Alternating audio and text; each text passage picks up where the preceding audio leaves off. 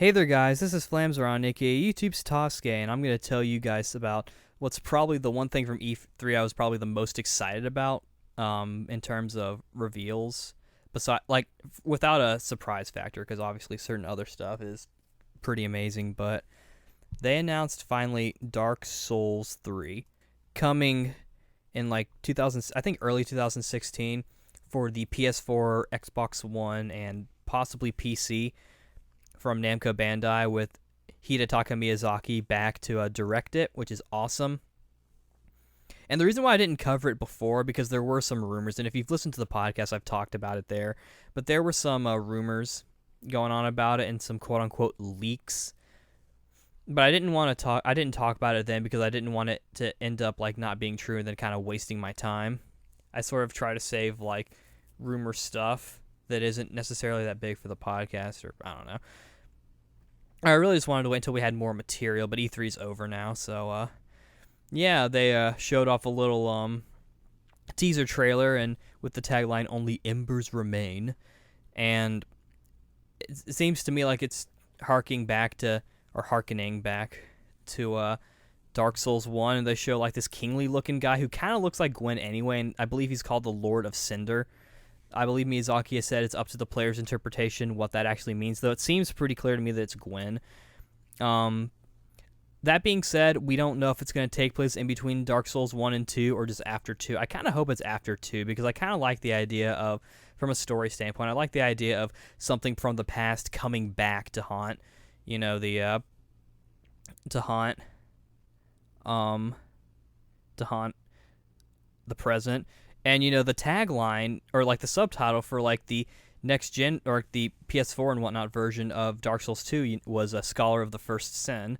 And so, because of that, it kind of gives Dark Souls 1 a stronger connotation, I think. Like, the events that happened there with Gwyn, it's kind of like, oh, you can't run away from your past, something like that.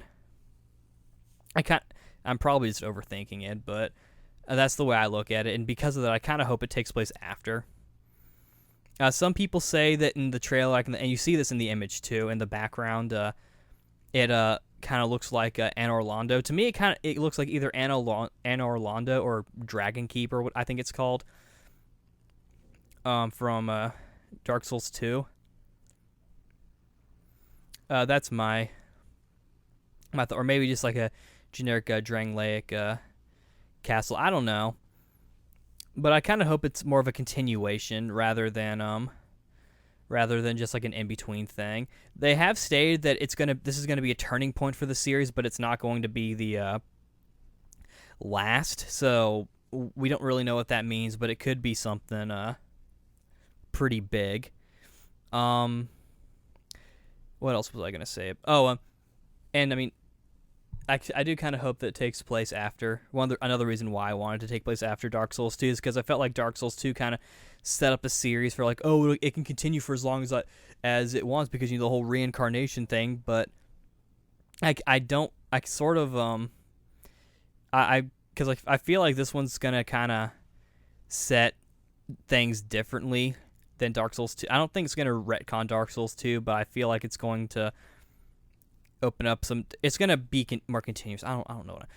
Basically, I just basically hope it takes place after Dark Souls 2. I hope it's an actual third sequel. But I guess technically second. But gameplay footage was apparently shown, though as far as I've seen, no one has uploaded it, and I think it was like behind closed doors and whatnot. There's the whole sacrifice dragging of the body thing going on. I think that's still a thing, though apparently you can still summon and like do things with like the signs and whatnot. And apparently the soul level is going to be the only criteria, which is good because I don't want to give away my Bloodborne review, but I will say the online for that was actually I think a lot better than any of the other Soul games because of how they did it. And I'll get to that when I eventually review Bloodborne, but another thing they've talked about is like the stance, which I think is going to be replacing like the two-handed thing. Like obviously for certain weapons you will be two-handing it, but other weapons I think you're going to be doing like, I think it's like a specialty kind of thing. I think it's sort of their way of like putting in the trick weapon system from Bloodborne into Dark Souls without it just using that same style, which I hope they. I'm glad it's. I hope it's a little bit more like that. I don't want to have like the trick weapons thing because I don't want to be like forced into using a certain weapon type. But I hope they like at least let you be able to combo into the sword stance. Kind of like how you could combo into your transformed version of your weapon in Bloodborne. Like I use Kirk Hammer and I could combo into pulling out the hammer part if I wanted. And I'm glad that shields will be back in this game because, well, I don't want to talk about Bloodborne here. This is about Dark Souls 3. From what people have said, it kind of looks like it's building off of Bloodborne and Dark Souls 2. I think they're trying to build off of the Dark Souls 2, the foundation of what Dark Souls 2 did. And so there will probably be some similarities. And again, what people need to remember is that Miyazaki did supervise. So he must have had some input.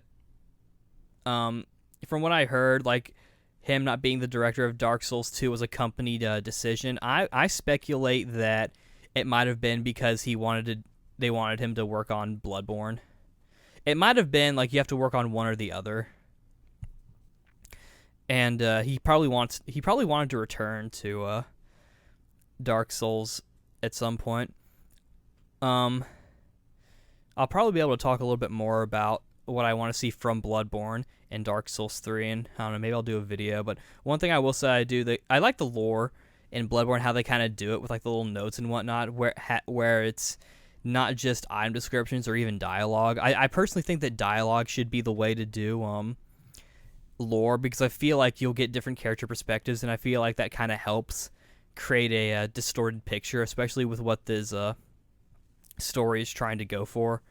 So I hope they include that, and they've said that like it's going to be roughly around the same size as Dark Souls 1, and I think they're still going to have the thing with the Dark Souls 1 and 2 had, where there's like a main hub place you can have, but like everything's kind of connected, which I kind of like. I actually found that like unless the hub is like really cozy looking and there's a lot of like exploration you can do in there, then I like the hub. But if there's not too much going on in it, like I feel like the Hunter's Dream is not necessary. I feel like the Nexus is better than the Hunter's Dream, though I do like the whole hub world thing. And I didn't really like how it was technically not connected to anything. I know there's some stuff, but we'll get to that later. Still need to finish Bloodborne, actually. But I'm glad that they announced this, because this got me excited again. What else about this? They said that like there's going to be like the blood effects from Bloodborne. So that's cool, like to an effect at least. But they've said stuff like, oh, like there'll be several new enemies. But they kind of made it sound like there were going to be like some returning old enemies. So that made me wonder if they were trying to kind of just build off of Dark Souls as a franchise and make it a thing where like the story is different and there's some new stuff, but like the general world's the same. I don't know. Like kind of like, I don't know. Kind of like where the whole thing with like the typical like book definition sequel where it like adds something new to what's already there. I don't fucking know what I'm saying. But I don't really necessarily mind if they add in some old stuff. I do like it better when it's generally fresh. And I think it'll just be kind of interesting. I don't really know where story-wise this is going to go. Though they said it's not going to be the final one. They said it's a turning point, so something's definitely going to change. I don't know, maybe this could be just an in-between, and it's going to tie into Dark Souls 2. I don't know.